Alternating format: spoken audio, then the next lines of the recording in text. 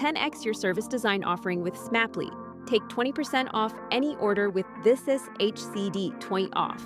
Let's superpower you and your design team's potential. Sign up at smaply.app. Enjoy the episode from your friends at Smaply, helping support This Is HCD podcast. What our research set out to understand, what do we need to do to build trust in an autonomous vehicle? What does the customer experience need to feel like? Where is the value in it for the customer? And what we realised quite early on is that the public aren't quite ready and the technology is quite not ready. Hello and welcome to Bringing Design Closer, and this is HCD. Our goal is to have conversations that inspire and help move the dial forward for organisations to become more human-centred in their approach to solving complex business and societal problems. My name is Jerry Scullion, I'm an educator, I'm a podcaster, and I'm the host of This is HCD, based in the wonderful city of Dublin, Ireland. Now in this episode, I speak with Stephen Russell, a service designer and now innovation manager at Stagecoach Bus in the UK. Now we chat about autonomous buses, a project that Stephen has been working on for quite some time now, and now no longer in the realms of movies like Back to the Future 2, one of my favourites. It's not too far away, folks. How far away, I can hear you ask? Well, at some point this year, Edinburgh will hopefully become one of the first cities in the world to start rolling out the service in an R&D capacity.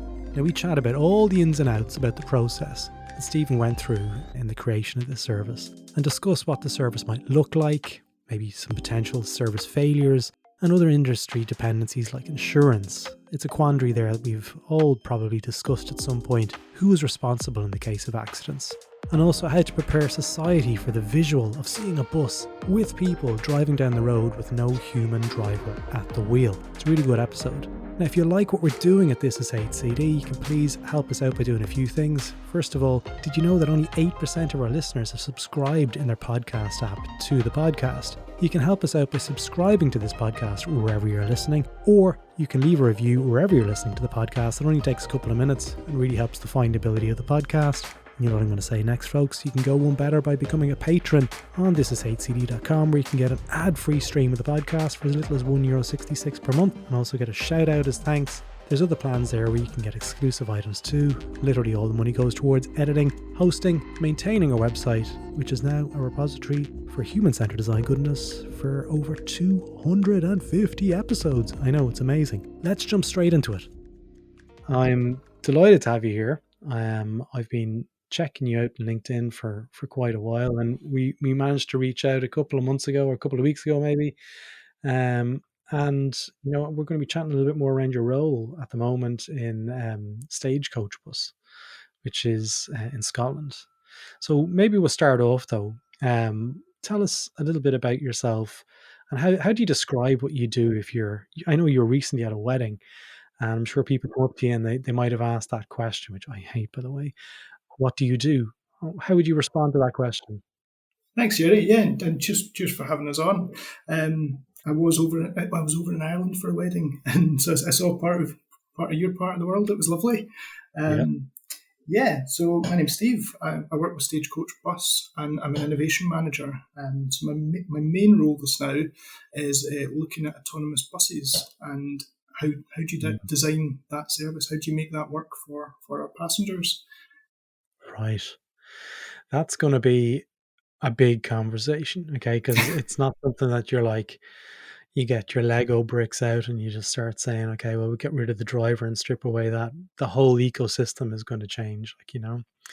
But maybe before we get into that, tell us, you know, I know you studied service design in Glasgow, is that right? Yeah. I studied Masters in Service Design and Innovation at the Glasgow School of Art.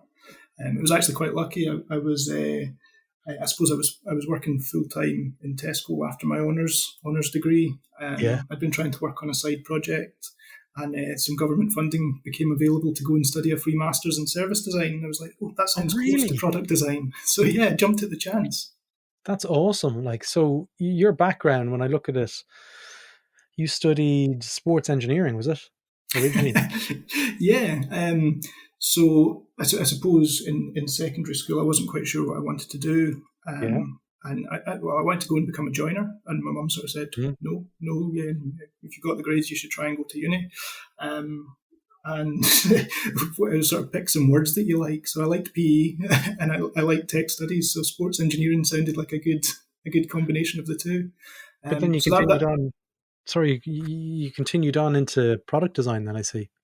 Yeah, so sports engineering was sort of designing products for the sports industry, and there was some classes that I just couldn't get my head around, anatomy and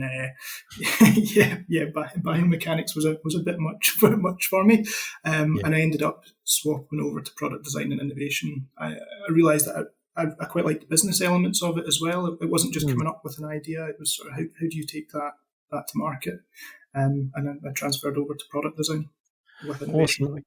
It's an interesting kind of background that you've accumulated, because product design, and then you're in service design for the last maybe 10 years, I suppose.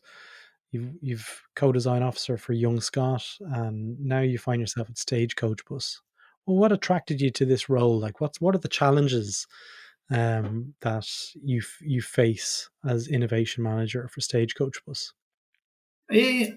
What attracted me to the role was Hmm. previously I was working for a consultancy, and we were working on a similar project. The consultancy was an arm of a transport services group. They developed things like ticketing. They offered customer service in the background for the Okay. transport system, and they had a project looking at when autonomous vehicles come to market, what kind of services are they going to need? So I Yeah. was doing similar work for them, and we developed a proposal with Stagecoach to look at designing full size autonomous bus, and that went into a government funding competition, and won. But unfortunately, the company that I was working for at the time decided to cut their R&D arm, so I got made redundant from that role, Right. and there was sort of a hole in this project that had been funded. So I got employed by Stagecoach to do the work, which was sort of the service design aspect, the user Yeah. research aspects, So working how quite closely with Napier University. so how far along are you in the journey of this becoming a reality?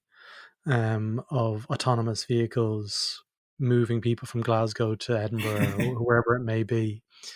So Where are you at? so in terms of getting one on the road that works, Yeah.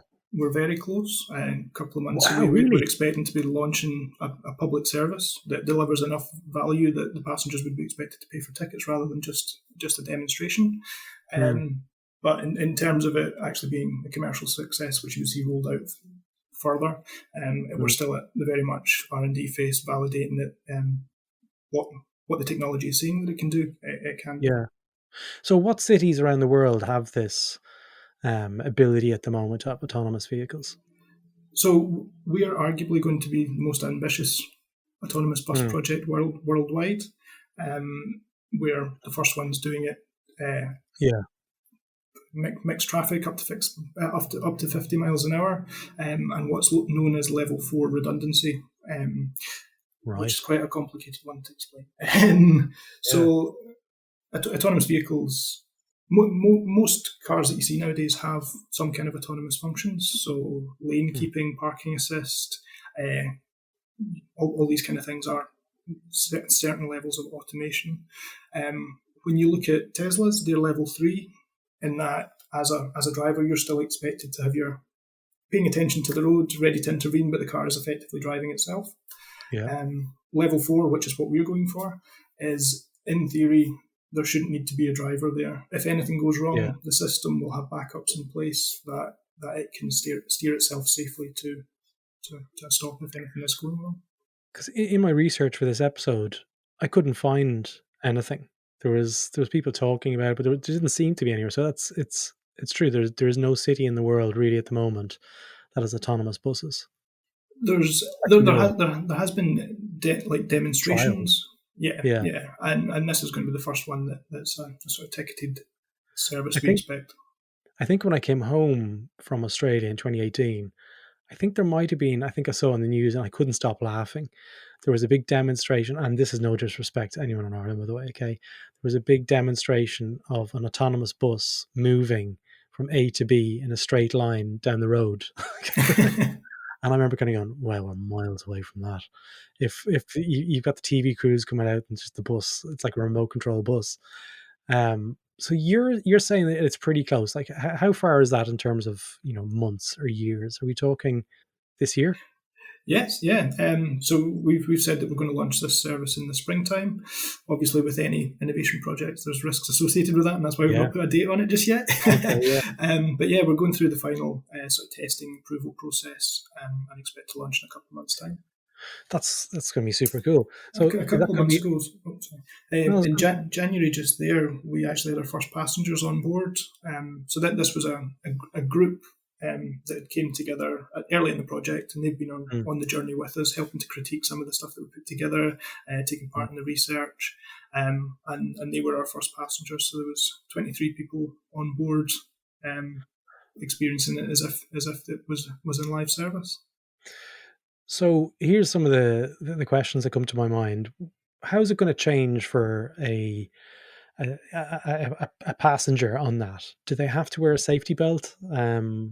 What's the differences between the two experiences, or are there any? Yeah, so I suppose that this is what our research set out to Mm, understand. What do we need to do to build trust in autonomous mm, vehicle? What does the customer experience need to feel like? Where is the value in it for the customer? And what we realised quite early on is that the public aren't quite ready, and the technology is quite not ready for an unstaffed bus. There's things that mm, our drivers do on board the bus that's not just the driving. Things like taking tickets, uh, offering reassurance mm. information, things like that, keeping the service accessible, helping with boarding. Yeah, Bus stops are not uniform. yeah, So, yeah, helping with boarding, things like that. So, what we've sort of said is that going forward, when you think about a full-size autonomous bus, it would still have a member of staff on board. But okay. that member of staff wouldn't be driving the vehicle. They would be able to come out the cab and interact with passengers. So for the length of our trial, we're going to demonstrate that. We'll have somebody moving about the saloon, taking tickets, reassuring passengers, answering questions, helping with boarding, all that kind of stuff, which arguably should really improve the customer experience. And Mm. that they're not up at the window fumbling with their cash, trying to get the bus going, that kind of thing. There's much more time to talk to the employee that's on board. So that whole human experience, we're starting to touch on it here a little bit more around providing change, providing reassurance, wayfinding in many ways of local knowledge. It all becomes part of it. So it's kind of reassuring that that person is still in the saloon, as you'd say, walking around, talking and building relationships and reassuring. What other aspects in your research did you see were really important to be called out in the service, and how did you go about that? You mentioned trust there a second ago, but was there anything else you want to build on?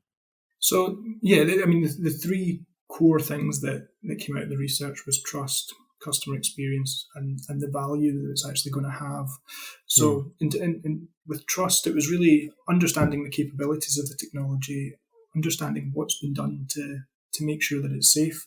mm, So one of the things that we're doing as part of the project is making our sort of safety case publicly facing. So we'll share all the information that we will share the information about the high.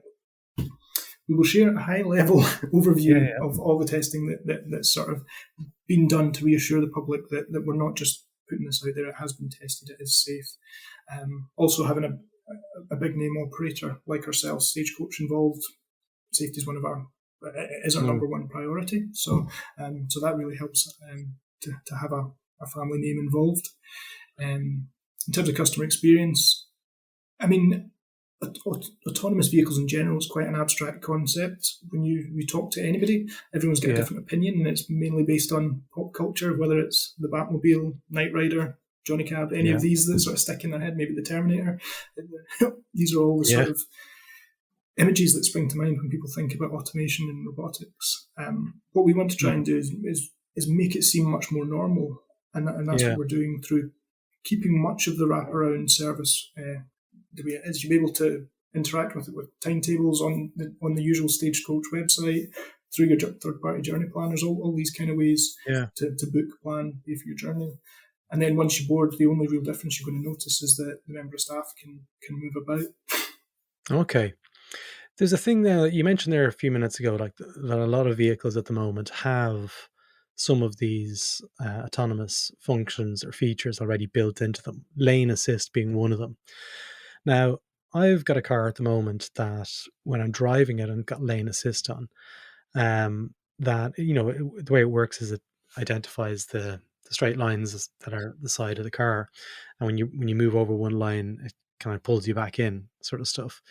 But what I tend to find is whenever there's roadworks going on and you have to kind of intentionally move over those, or if there's a cyclist that is too far over the lane, I'm being pulled in. And sometimes when the cyclist breaks their line and I swerve to avoid them, it pulls me back in and I have to have this adverse reaction. I'm like, no, car, I'm trying to save the passenger. So we're coming onto that topic where you knew most people will have this conversation. How does a bus make that decision about when there's roadworks and this is a normal piece? Well, what's the underlying technology and how does it determine safety? Okay, so I suppose if I start with how the system works and then sort of how it's programmed in that sort of situation. So it's sort of programmed to make decisions in a loop consistently. So it sort of asks, where am I? What's around me? What should I do next? And it asks that constantly in a cycle. So it uses sort of GPS as an internal map of its 3D surroundings to say, right, I'm in this location. Then it uses its sensors and a database of shapes to know what's around it, how they're moving. And then what should I do next? It's obviously got fleet management software that's saying, I'm going on this route, so I need to make these movements to control the steering, the brakes, the power chain, to make the bus move in that direction. Yeah. It's got what's known as an operational design domain programmed into it, and that's the sort of area that it can operate in. It says, if it's on this route, you can put it into autonomous mode and it will drive itself fine. If there's something weird that is not built into the programming in that, then it will bring itself to a safe stop and it won't deal with it. So if it's roadworks that have going to be there for any length of time, you can potentially build that into the operational design domain and it will take a detour. But if it's something that has just sprung up, then potentially it will just stop and wait for a human to make a decision. So in terms of the edge cases there where it just brings itself to a safe halt, is the person in the saloon then able to recommence the journey, or is there a case of like a little red flag comes up and a balloon pops up from the roof kind of going out of service? What's that experience like? Yeah, so in the future, we see that as being part of the captain's role. Okay. Where they'll be able to return to the cab, take over the driving, and go round whatever the barrier is, whether it's a diversion that takes it outside of that mapped area, or just something that's a bit confused about. But for the time being, to comply with the UK government's code of practice for testing these type of vehicles, we're going to have a safety driver in the seat monitoring the technology.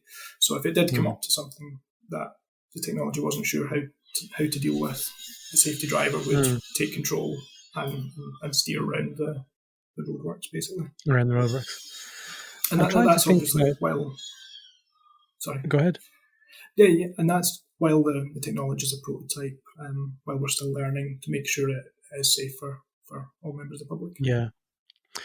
So what are the sort of things that you can leave relatively low fidelity in this kind of sense? Whereas because the risks are quite high when you're saying, okay, well, we can't release a first draft in this and say we'll iterate from that point on.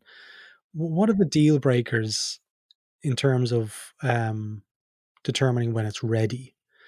They're the bits that I'm really interested in when you move from that sense of prototyping into, okay, now we're ready, it's functional. Who determines that? So we have like this safety case that I've mentioned. It covers a range of things. Has the technology been tested? Is the vehicle itself been approved? Are we taking all the operational training type precautions that we should be to put it into service? And that's really what we need to get right before it's signed off to have passengers on board. So far we've got it right to a stage where we can be testing it out on the route, and we've been doing that since April last year, and we're just going through the final testing now. at that stage, it will be approved by senior level executives from the commercial partners, and then it's all audited by a third party group of safety experts to make sure our processes are all in place, and then we can register the service and open to passengers. And that auditing of the safety case that was encouraged by the government body, the funder CCAV, which stands for the Centre for Connected and Autonomous Vehicles. Right. So there's a whole range of stakeholders are involved in this project. In terms of the scalability of what we're looking at here at the moment, what does that look like? Is it just going to be localized to Scotland, or because I know Stagecoach bus they work across the UK? Is that correct? Yeah. So we're the UK's largest bus operator. About 8,000 vehicles, 25,000 staff, and we do about 3 million journeys every week. Wow. Okay. So it's a big deal. So in terms of the rolling this out across all over the UK, is that something that's planned for this year? No, not at all. No? This is very much a first sort of research and development type project. Okay. The reason that there's a lot of stakeholders involved is that it's part government funded to de-risk the R&D for everybody that's involved. Right. So we've got the tech supplier, the vehicle builders, we've got sort of cyber simulation robotics experts from Bristol University, Bristol Robotics Lab even, and sort of societal research support from Napier and the Roads Authority, Transport Scotland, all involved to try and put this technology onto the road and prove that it works. If the project wasn't a sort of collaborative thing, then I suppose the operator, Stagecoach, would have had to fund it all themselves, and I'm not sure if we would have done that in that sort of guise. So that this sees us all come together to do it collaboratively instead. So the staging or this kind of rollout of the prototype phase is effectively what we're talking about that could happen this year. Yeah. So then the full rollout after that, how many years or what does that look like in terms of into the future? I just want to know when I can go and get when can you get go from Glasgow to London. Well, if you come up to Fife and would like to travel into Edinburgh Park Station by autonomous bus in the springtime, you can come and have a shot. But there are seat belts on the buses.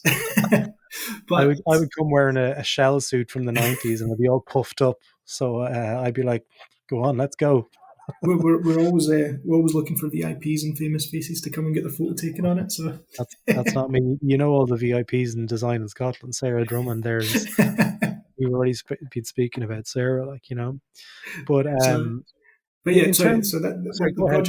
project's very much research and development, and once it's on the road, it'll be monitoring the KPIs, monitoring the benefits of the technology to make sure it is driving safer, it is driving smoother and more fuel efficient. The customers are having a better experience. All these things that we can use to build a business case for future rollout. So, what impact would other industries have on this? Because I remember years ago when I was reading into this whole space, the autonomous vehicle space is moving very, very quickly, but the likes of the more rigid structures, say insurance, find it a little bit more difficult, but they did anyway, a little bit more difficult to insure these vehicles. Who is at fault? Who's responsible? Who's accountable for the safety? Where are those industries at the moment? Are they capable? Yeah, so there's been a few of these style government-funded competitions that have led up to our project, and recently more funding has been announced. And there's been insurers, AXA, for example, that have been involved in those discussions, looking at how do you insure an autonomous vehicle.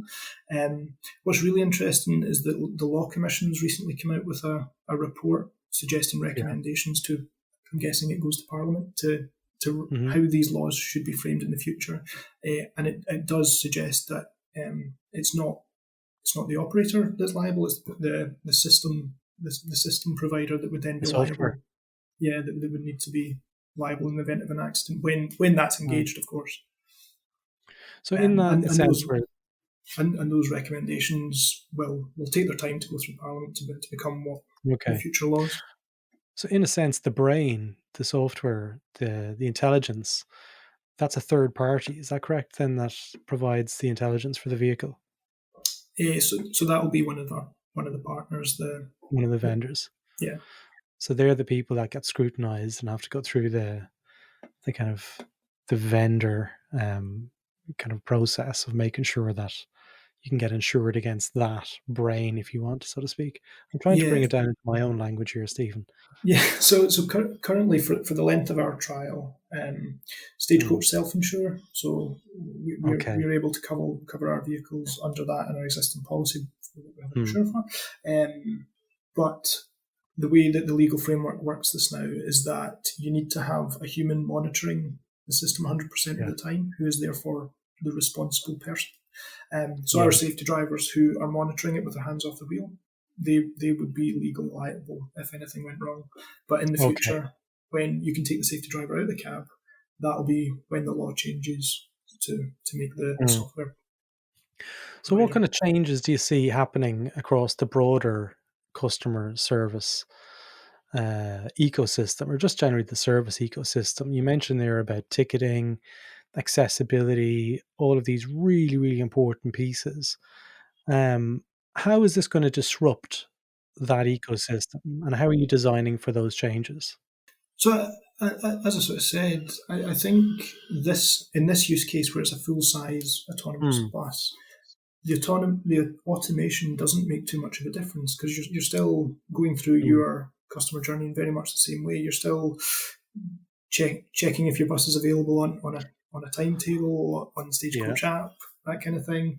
And you're still turning up at the infrastructure, the bus stop or the station, whatever. The difference is your customer experience when you're on the vehicle. You've got somebody that's a wee bit more able to be a little bit more hands-on, able to speed up boarding, able to offer a little bit more assistance than they could have, that kind of thing.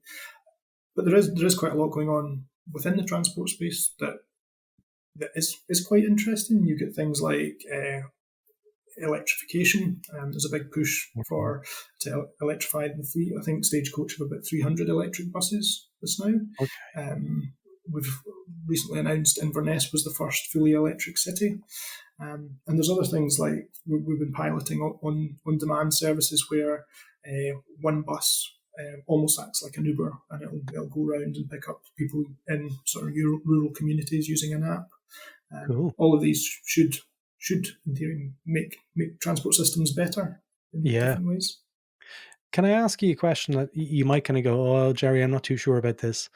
Let's talk about service failures, okay? Because that's the stuff that really excites me. Okay, where do you think the potential service failures might lie if the fleet was to go fully autonomous? That's a good question. Thank you. It would put a substantial risk in that the company would be reliant on one vendor, and you would be reliant on, I suppose, software updates. And if you're rolling out a new software to straight across the fleet, I could imagine there being a risk there. The glitches and the bugs, like a normal software rollout. Yeah, I think that would be quite an interesting one. But I suppose as a company, we would be trying to take steps to not put all of our eggs in one basket, or absolutely, or look at how that rollout process works. In terms of the interfacing then with the local city councils, how close do you have to work with those people to maintain the data repository that the buses work from on a day-to-day basis or a minute-by-minute basis? Like if there's a car crash and there's a 5-lane kind of pile-up, you can deviate that. What kind of services do you have to rely on for the effectiveness of the service to avoid service failure? In those cases, the bus timetables and all that are put up to a central hub, and third-party journey planners and things can scrape all that to keep the public informed of if services are running or not. Similarly, we've got a Stagecoach app that live track your journeys on. We've got control system that gets updates from Transport Traffic Scotland on any sort of major road closures, weather warnings, things like that, and then they can push out to the drivers in the buses to let them know of any sort of diversions or delays that they might expect, and they can shout back to the passengers saying, "Yeah, we're going to be another 30 minutes." Yeah, absolutely. It's a whole kind of revamp of the ecosystem, because nothing is really. I know you might say it's not a whole revamp because standard parts are standard. Like, people still need to get on the bus and off the bus, but for many people, it would be a kind of a huge leap forward to see a bus driving down a road and kind of going, that bus is driving by itself. How do you feel society can really prepare itself for that? Because I was speaking to somebody recently, and we were talking about whenever mobile phones came out, and then people had the Bluetooth headset, and they'd be walking down the road, and I used to stop and go, sorry, what did you say? And they'd be like, they just keep on walking, and I'm like, how rude. And then I'd see it a few days later, someone else, and I'm like, oh no, they've got something in their ear. What is that thing? Oh, they're having a phone call. Oh, you look like an idiot. And that was the whole kind of piece of getting prepared, and things were changing. What steps do you think we need to do to prepare people for that level of change, being able to see a car or a bus going down the road? Because I think that'll really improve the accessibility and the whole kind of interest of getting on the bus. Yeah, and I've been around a few different trials now, and I think what's really interesting is when you watch people that maybe signed up or have crossed the path of the autonomous service, and they see it. They're sort of standing nervous, apprehensive, almost like you're about to get on a roller coaster. It's like being at a fairground, like, oh, this is going to be exciting, yay! And then they get on, and 2 minutes later, the novelty is completely worn off because the vehicles are designed to be safe. They're not driving like you're taking a Land Rover off-road and having great fun. They're designed to be safe. So that exposure, and then they will disseminate that to their friends saying, oh, I was on it, how was it? Oh, yeah, it was normal. Quite boring, actually. Yeah. So I think that is what's going to normalise it, having services available to the members of the public that they can try it, but maybe not in some of the guises that we've already seen. So, for example, you get sort of small pod vehicles that will go around pedestrianised environments, and the struggle is for some people, it's like, what value is that for me? And it's looking at use cases where the people that are going to get on board are actually getting value out of it. It's something that they can imagine using day to day, going, yes, that actually fulfills a need in my life or somebody that I know's life. So in terms of improving the service, is there a reason there to say that buses in theory could run 24 hours a day, 365 days a year? Is that something that you would see being a lot more easy to execute? I mean, some buses already do that. It's just where there is commercial demand, and I suppose in the case of autonomous vehicles, it's really trying to understand the cost benefit trade off and what that means for a commercial model. As I say, with our full size autonomous bus, we're still expecting there to be a member of staff on board, so you don't get that operational saving that is. A lot of people assume is this sort of sales pitch. Like when we went into this project, many people said, what does it mean for driver jobs? And what we're saying is there's still going to be a human on the bus, so it means the role changes a little bit, but we're not putting anybody out of a job. Okay, that'll be a big thing, I'm sure, across Stagecoach bus. Might even be people listening who are bus drivers in Stagecoach bus, and it's reassuring for them to hear that their role might evolve to become more human, which is something on this podcast we're always talking about. Like, we never want to make people redundant using, technology like this, especially design. We want to make sure that we're improving the human experience, and if we can do that, then that's a fantastic thing. Yeah, there have been other projects recently that we've announced funding for, that are looking at different use cases. They're exploring places where a full size bus might not have been viable. So it's things like linking up a business park with an arterial route or a small shuttle in the city centre that doesn't actually go very far. And in these scenarios, we could maybe imagine putting on a sort of smaller vehicle that might have been unstaffed. But that's what we're going to explore next. And again, these aren't scenarios where we're replacing a full-size bus that had a member of staff on board with an unstaffed vehicle. We're trying to provide a service that with a different vehicle, different business model. Do you see buses versus, say, trams? I know, like Dublin at the moment, we've got the Lewis system, which still hasn't really evolved in the last 15 or 16 years. It's still two lines. How do you see buses and trams kind of intersecting in the future? Is it safe to say that buses may eventually kind of see their kind of decline, and a tram system being more effective? Or how do you see them running parallel, congruently? One of the arguments for an autonomous system is actually that very use case. Trams are very, very disruptive and very expensive to put in. Whereas if you could put in a larger autonomous service that ran maybe with not on a track, what would that look like, and what's the business case behind that? So that's some of the feasibility studies that I believe are getting done this now to look at. And even within cities, like making them more bike accessible versus bus centric. Is that something that, it's very easy for us to get, kind of excited about buses and autonomous, whereas there seems to be a much bigger drive globally to remove vehicles from the city centre and move into bicycle-led and, scooters and stuff like this. I know Tier Mobility, Georgie, who's a friend of mine, is the CPO in Tier Mobility, and they do an awful lot of work in this and creating the broader ecosystem of electric-driven mobility. Is that something that you see, that maybe the autonomous vehicles are more for the broader metro system, or is it still something that you see in the future where buses will still have a place in, say, 10 years' time within the city centre? Do you have any thoughts on that?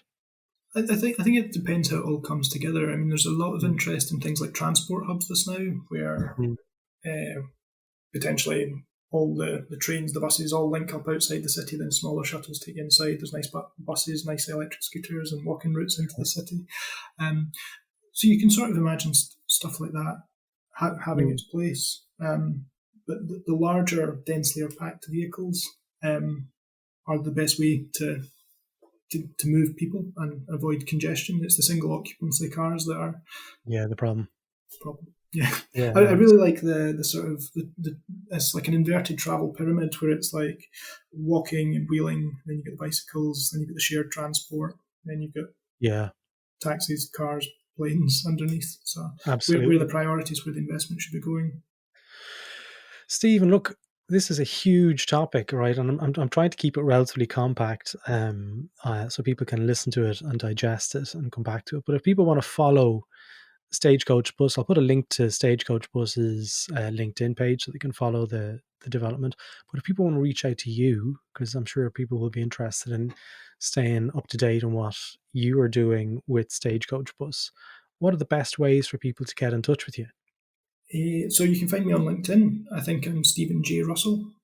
Or I'm on Twitter, which is Steve Has Ideas. I'm not on Twitter very much, but that's awesome. Stephen, look, I like to wrap up every episode with a little thank you for your openness, talking to me, about stuff that probably is still kind of relatively high in the air. So really appreciate you giving me the time and the energy today to chat to us. So thank you so much. No problem. It's been great, Jerry. Thank you for having me. And there you go, folks. I hope you enjoyed that episode. And if you enjoyed it and want to listen to more, why not visit thisishcd.com, where you can learn more about what we're up to and also explore our courses whilst you're there. Thanks again for listening.